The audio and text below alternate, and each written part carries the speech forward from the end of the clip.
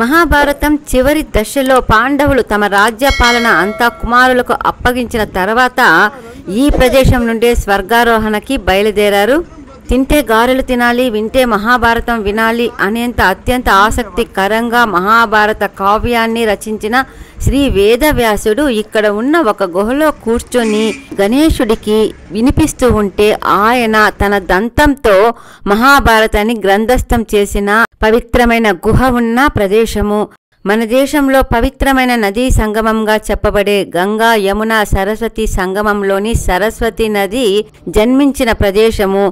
ఈ విశేషాలన్నీ కూడా బద్రీనాథ్ ఆలయానికి కేవలం 4 కిలోమీటర్ల దూరంలో ఉండి మహాభారత కాలంలో మణిభద్రపురిగా పిలువబడే మానా గ్రామానికి చెందుతాయి. ఇవే కాకుండా ఇంకా ఎన్నో విశేషాలని రహస్యాలని తనలో దాచుకున్న మానా గ్రామము విశేషాలతో ఉన్న ఈ వీడియోని ఆలస్యం లేకుండా చూసేద్దాం. Let's get into the video.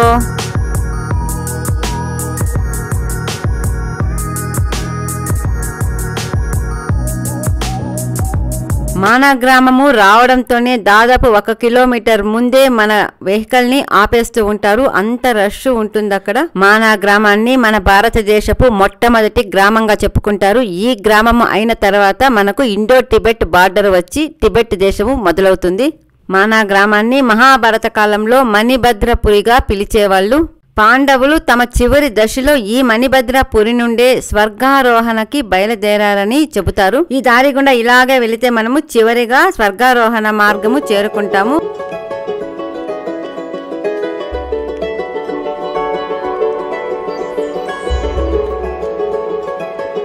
దారిలో మనము పాండవులు సరస్వతి నదిని దాటడానికి భీముడు కట్టిన వంతెన భీమపూల్ మరియు సరస్వతి నది జన్మస్థానము సరస్వతి ధాము, సరస్వతి నది మరియు అలకనంద కలిసిన కేశవప్రయాగు, మహాభారతాన్ని వ్యాసుడు చెబుతూ ఉన్న వ్యాసగుఫ మరియు అతని దగ్గర నుండి మహాభారతాన్ని విని దాన్ని గణేశుడు గ్రంథస్థం చేసిన ప్రదేశమైన గణేశ గుఫ లాంటి ముఖ్యమైన ప్రదేశాలు కూడా చూస్తాము.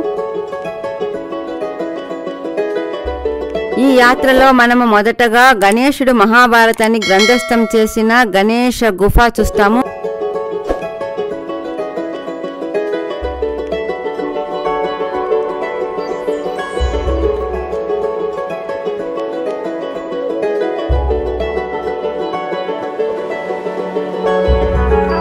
వ్యాసుడు 18 పర్వాల మహాభారతాన్ని గ్రంథస్థం చేయాలి అనుకున్నప్పుడు తాను ఎంత వేగంగా చెప్తే అంతే వేగంగా రాసే గ్రంథకర్తగా గణేశుని గుర్తించి అతన్ని మహాభారతాన్ని గ్రంథస్థం చేయమని కోరినప్పుడు గణేశుడు ఒక షరతు మీద ఈ మహాభారతాన్ని గ్రంథస్థం చేయడానికి ఒప్పుకుంటాడు. గ్రంథం రాయడం ప్రారంభించినప్పటి నుండి ఇక ఆపడం అంటూ ఉండదని, ఎప్పుడైతే వ్యాసుడు చెప్పడం నిలిపివేస్తాడో అప్పుడే తాను రాయడం నిలిపివేస్తానని చెబుతాడు. అయితే ఇంత పెద్ద గ్రంథాన్ని రాయడానికి సాధారణ కలము సరిపోదు అని తలపోయడంతో గణేశుడు తన దంతాలలో ఒకదాన్ని విరిచి దాన్నే కలంగా చేసుకొని మహాభారతాన్ని వ్రాయ పూనుకుంటాడు. ఈ విధంగా మహాభారతం అంతా గ్రంథస్థం చేయడం పూర్తి అయిన తర్వాత గణేశుడు అక్కడే అంతర్ధానం అయిపోయాడని, ఆయన కూర్చుని మహాభారతము రాసిన ప్రదేశంలోనే స్వయంభుగా ఒక గణేశ విగ్రహము వెలిసిందని, ఇప్పుడు ఆ విగ్రహానికే మనము పూజలు చేసుకుంటూ ఉన్నామని చెబుతారు. ఇంతటి పురాణ ప్రసిద్ధి ఉన్న ఈ పవిత్ర ప్రదేశంలో వెలసిన స్వయంభు అయిన ఈ గణేశునికి ఒక్కసారి మనసారా నమస్కరించుకుందాము.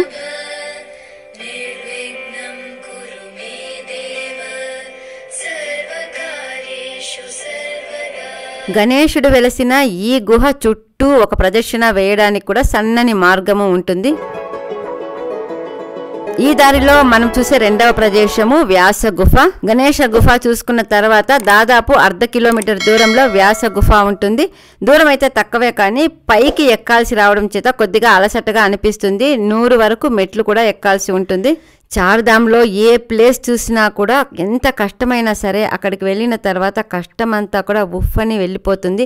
అదే విధంగా ఈ వేదవ్యాస గుఫ కూడా గుఫ దగ్గరికి చేరుకోగానే ఒక విధమైన ప్రశాంతతతో మన మనస్సు నిండిపోతుంది. వ్యాసుడు తపస్సు చేసుకుంటున్న సమయంలో ఒకసారి బ్రహ్మదేవుడు ప్రత్యక్షమయ్యి అతనికి మహాభారత కావ్యాన్ని రాయవలసిందని ఉపదేశిస్తాడు. ఎంతో సంక్లిష్టమైన కథలు పాత్రలతో కూడుకున్న అతి పొడవైన మహాభారత కథని రాయడానికి వ్యాసుడు గణేశుడే సరైన వ్యక్తి అని తలపోస్తాడు. ఆపకుండా చెబితేనే తాను రాస్తానని కండిషన్ పెట్టిన గణేశునితో వ్యాసుడు ప్రతిగా ఇంకొక కండిషన్ పెడతాడు. ఏమంటే తాను చెబుతూ ఉన్నప్పుడు దాన్ని సరిగ్గా అర్థం చేసుకున్న తర్వాతనే గణేశుడు గ్రంథస్థం చేయాలని వ్యాసుడు గణేశుణ్ణి కోరతాడు. గణేశుడు దానికి సరేనని ఒప్పుకుంటాడు. వ్యాసుడు అక్కడక్కడ కొన్ని సంక్లిష్టమైన వాక్యాలు చెప్పినప్పుడు గణేశుడు దాన్ని అర్థం చేసుకోవడానికి కొద్దిగా టైం తీసుకుంటాడంట. వ్యాసుడు ఆ సమయంలో మాత్రమే విశ్రాంతి తీసుకుంటూ మహాభారతాన్ని సంపూర్ణంగా ఒకే వరుసలో గణేశునికి చెప్పాడని పురాణ కథనము. ఈ మహాభారత గ్రంథమంతా పూర్తి కావడానికి దాదాపు 3 సంవత్సరాలు పట్టిందని చెబుతారు. ప్రస్తుతానికి మనము 5330 సంవత్సరాల క్రిందటిదైన వ్యాస గుహ ముందు భాగంలో ఉన్నాము. రాండి లోపలికి వెళ్ళి వ్యాసుని దర్శించుకుందాము. గుహలో వ్యాసుని మూర్తితో పాటు నరనారాయణులు, సరస్వతి నది కూడా కొలువై ఉంటారు.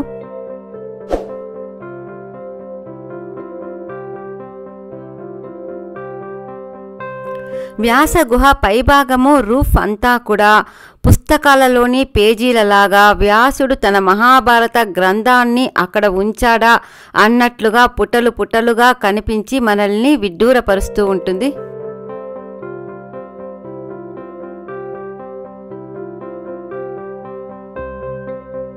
వ్యాస గుహ దాటి బయటకు రాగానే ఎడమ వైపున మనకి ఈ విధంగా ఇండియాస్ ఫస్ట్ టీ షాప్ అని ఒక చిన్న షాప్ కనిపిస్తుంది. ఇదే ఇండియాలో మనం చూసే మొట్టమొదటి టీ షాపు. ఈ షాపు వెనుక వైపు అంతా కూడా టిబెట్ బార్డరు స్టార్ట్ అయిపోతుంది. వ్యాస గుహ చూసిన తర్వాత మనము తర్వాత చూసే ప్రదేశము కేశవ ప్రయాగ్. ఎంతో సంక్లిష్టమైన పెద్దదైన మహాభారత కథని అనర్గళంగా చెప్పగలగడమే ఎంతో కష్టతరమైన పని. అందులోనూ గణేశుడు అస్సలు నిలపకుండా చెప్పాలి అనే షరతు వేరే పెట్టున్నాడు. దాంతో వ్యాసుడు ఎంతో ఏకాగ్రతతో మహాభారత కథని గణేశునికి వివరిస్తూ చెబుతూ ఉన్నాడు.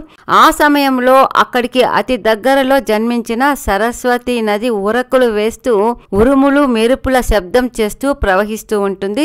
దాంతో గణేశుడికి వ్యాసుడు చెబుతున్న మహాభారత కథ సరిగా వినిపించక సరస్వతీదేవిని తన హోరుని జోరుని కొద్దిగా తగ్గించుకోమని విన్నవించుకుంటాడు. అయితే ఆ మాటని పట్టించుకొని సరస్వతీ నది అదే విధంగా ప్రవహిస్తూ ఉండడంతో గణేశునికి వ్యాసునికి కూడా కోపం వచ్చి సరస్వతీ నదిని నీవు ఎక్కడ జన్మిస్తావో అక్కడే మాయమైపోతావు అని శపించడం జరుగుతుంది. అందువల్లనే సరస్వతీ నది ఇక్కడికి కేవలం 500 మీటర్ల దూరంలోనే జన్మించినప్పటికీ అది అతి కొద్ది దూరం మాత్రమే ప్రయాణించి బద్రీనాథ్ నుండి ప్రవహిస్తూ వస్తున్న అలకనందలో కలిసిపోవడం జరుగుతుంది. ఈ సరస్వతి నది తిరిగి అలహాబాద్లో ప్రయాగ దగ్గర గంగా యమున సంగమించేటప్పుడు మాత్రమే అక్కడ పరోక్షంగా కలుస్తుంది అని చెబుతారు. ఇప్పుడు ఇక్కడ మనము సరస్వతి నది ఆ చివరలో అటువైపు నుండి వస్తున్న అలకనంద నదితో కలిసిపోవడాన్ని చూడొచ్చు. ఏవైనా 2 కానీ అంతకంటే ఎక్కువ కానీ నదులు కలిసే ప్రదేశాన్ని ప్రయాగ అని అంటారు.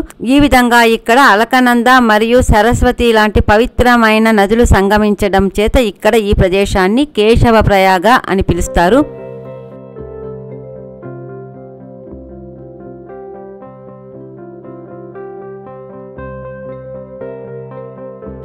కేశవ ప్రయాగ చూసుకున్న తర్వాత మనము అలాగే అక్కడ ఉన్న మెట్ల ద్వారా సరస్వతి నది పక్కనే వెళుతూ ఉంటే మనకు సరస్వతి నది జన్మస్థానము కనిపిస్తుంది. ఈ విధంగా మనము సరస్వతి నదిని కేవలము మానా గ్రామంలో మాత్రమే చూడగలము. ఇండియాలో కానీ ఇంకెక్కడా కానీ మనకు సరస్వతి నది కనిపించదు. మనము మానా గ్రామంలో కారు పెట్టినప్పటి నుండి సరస్వతి నది వరకు వెళ్లేంత వరకు మనకు 2 కొండలు చెరొక వైపున కనిపిస్తూ మురిపిస్తూ ఉంటాయి. అందులో ఒకటి నర పర్వతము కాగా ఇంకొకటి నారాయణ పర్వతము. సాక్షాత్తు శ్రీమన్నారాయణుడే ఇక్కడ నర నారాయణ అనే కవల పిల్లల రూపంలో ధర్మ ప్రజాపతి మరియు మాతృమూర్తి దంపతులకి జన్మించి ఇక్కడ నరనారాయణులుగా తపస్సు చేసి 2 పర్వతాల రూపాలలో కొలువైనారని పురాణ కథనము. నారాయణ పర్వతం పైననే బద్రీనాథుడు కొలువై ఉన్నాడు. నారాయణ పర్వతం పైన ఉన్న ఇంకొక విశేషము వసుధార. ఈ వసుధారలోని నీరు కేవలం పుణ్యాత్ముల పైననే పడుతుందని, పాపాత్ముల పైన పడదని ఒక నమ్మకము. నారాయణుడు వసుధార పక్కనే తపస్సు చేసుకునేవాడని, మహాభారత కాలంలో పాండవులు వసుధారలో స్నానం చేసి వారి స్వర్గారోహణని ప్రారంభించారని పురాణాలలో రాసి ఉంది. కేశవప్రయాగ చూసుకున్న తర్వాత మనము అదే దారిలో సరస్వతి నది జన్మస్థానం వైపుకు వెళుతూ ఉన్నాము. ఇండియాలో సరస్వతి నది పేరుతో ఇంకా 2 చిన్న చిన్న నదులు కూడా ఉంటాయి. ఒకటి గుజరాత్లో ఆరావళి పర్వతాలలో పుట్టినది కాగా, ఇంకొకటి ఉత్తరాఖండ్ రాష్ట్రంలోని కాళీమఠ్ దేవాలయం దగ్గర ఉన్న సరస్వతి నది. అయితే పురాణాలలో చెప్పి ఉన్న సరస్వతి నది మాత్రము ఇదే. ఇక్కడ నుండి చూస్తూ ఉంటే స్వర్గారోహణ మార్గు, సరస్వతి టెంపుల్ అన్ని కూడా చాలా అందంగా కనిపిస్తూ ఉన్నాయి. సరస్వతి టెంపుల్, సరస్వతి నది ఇక్కడ పుట్టి కొద్ది దూరం మాత్రమే ప్రయాణించి కేశవప్రయాగ్లో అలకనగర్తో కలిసిపోతుంది. చూడండి సరస్వతి నది.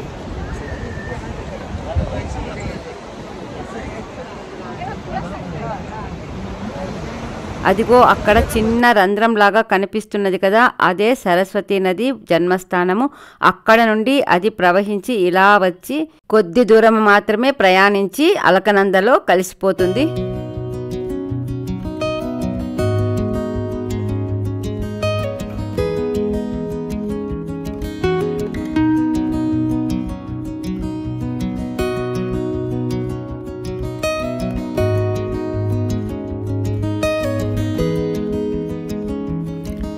సరస్వతి నది జన్మించిన ప్రదేశంలో పూర్వకాలం నుండి ఒక చిన్న దేవాలయము ఉండేది. ఆ ప్రాంతంలోనే ఇప్పుడు ఒక అందమైన పెద్ద దేవాలయాన్ని నిర్మించడం జరిగింది. పోయిన సంవత్సరం మేము వచ్చినప్పుడు ఈ దేవాలయము నిర్మాణ దశలో ఉండడం చేత మేము చూడలేకుండా పోయాము. ఈసారి వచ్చేసరికి నిర్మాణం అంతా పూర్తయిపోయి అత్యంత సుందరమైన దేవాలయము ఆ ప్రాంతంలో మాకు కనిపించింది. దేవాలయం ముందర వేదవ్యాసుడు, గణేశుడు, ఆంజనేయుడు కొలువై ఉండగా, దేవాలయం లోపల మీరాబాయి, తులసీదాసు, లక్ష్మీనారాయణులు, మధ్యలో సరస్వతీదేవి, ఆ తర్వాత దత్తాత్రేయుల వారు కొలువై ఉన్నారు.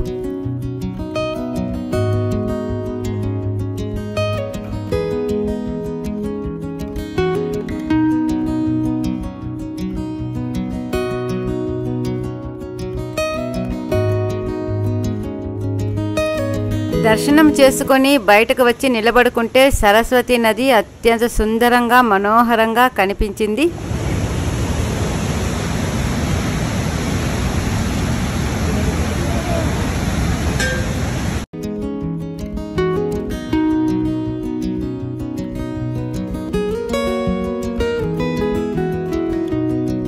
మానా గ్రామంలో మనం చూస్తున్న ముఖ్యమైన ప్రదేశాలలో ఇంకొక ముఖ్యమైన మజిలీ భీమపూల్. పాండవులు మహాభారత యుద్ధం తర్వాత రాజ్యపాలనంతా ముగిసిన తర్వాత కుమారులకు రాజ్యాన్ని అప్పగించి వారు సన్యాసం తీసుకొని తపస్సు చేసుకోవడానికి హిమాలయాల వైపుకి బయలుదేరతారు. శ్రీకృష్ణుని సలహా మేరకు చివరిగా వారు హిమాలయాల వైపుకి స్వర్గారోహణ మార్గంలో వెళతారు. అలా స్వర్గం వైపు వెళుతూ ఉన్న పాండవులు, ద్రౌపది దేవిలకి సరస్వతి నది ఈ విధంగా అడ్డు వస్తుంది. దాన్ని ఎలా దాటాలో తెలియక వారు సరస్వతి దేవిని దారి ఇమ్మని వేడుకుంటారు. అయితే సరస్వతి నది కరుణించి దారి ఇవ్వకపోవడంతో భీముడు ఆ పక్కనే ఉన్న బండరాలని తీసి ఒక వంతెనలాగా తయారు చేస్తాడు. మనము నడుస్తున్న ఈ వంతెన ఒకప్పుడు భీముడి చేత నిర్మించబడిందని చెబుతారు. ఆ వంతెనని ఇటువైపు నుండి చూసినప్పుడు అచ్చము భీముని అరిచెయ్యి ఆకారంలో కనిపించడము ఇక్కడ ఒక విచిత్రము. ఈ ప్రదేశాన్నే భీమపూల్ అని అంటారు. భీముని చేత నిర్మించబడిన వంతెన కాబట్టి దీన్ని భీమపూల్ అని వ్యవహరిస్తారు.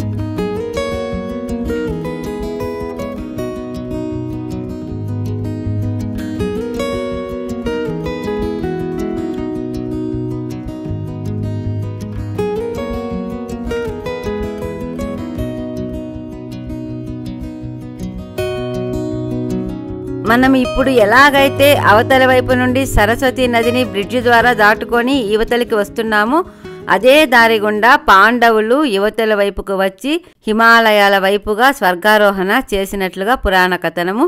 ఇక్కడ కనిపిస్తున్నది కదా, ఇదే వారు స్వర్గారోహణ చేసిన ప్రారంభ ద్వారము. ఇక్కడ నుండి పంచపాండవులు, ద్రౌపది మరియు ఒక కుక్క కూడా స్వర్గారోహణ చేశాయి.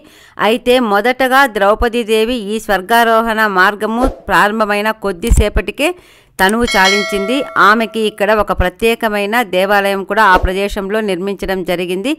ఆ తర్వాత వసుధారలో స్నానం చేసి స్వర్గారోహణ ప్రారంభించిన కొద్దిసేపటికే సహదేవుడు దేహత్యాగం చేయడం జరిగింది.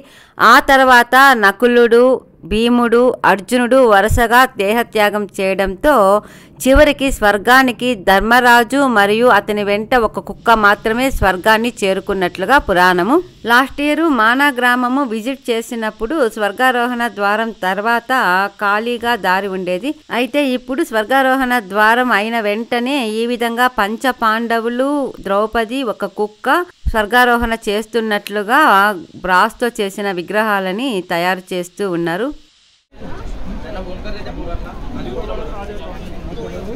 సరస్వతి నది దగ్గర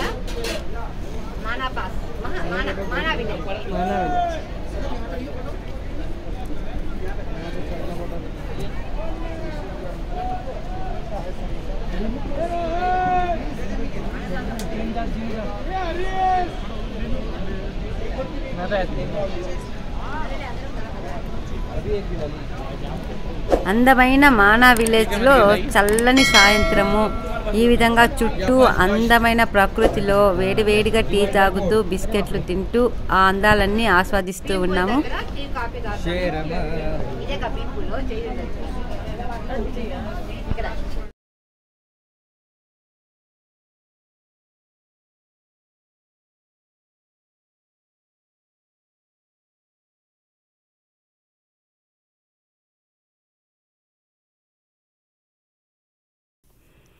ఈ విధంగా దగ్గరే ఉన్న సరస్వతి జన్మస్థానము, భీమపూలు, స్వర్గారోహణ మార్గు చూసుకున్న తర్వాత మేము తిరిగి వెనుకకు కార్ పార్కింగ్ దగ్గరికి వెళ్తూ ఉన్నాము.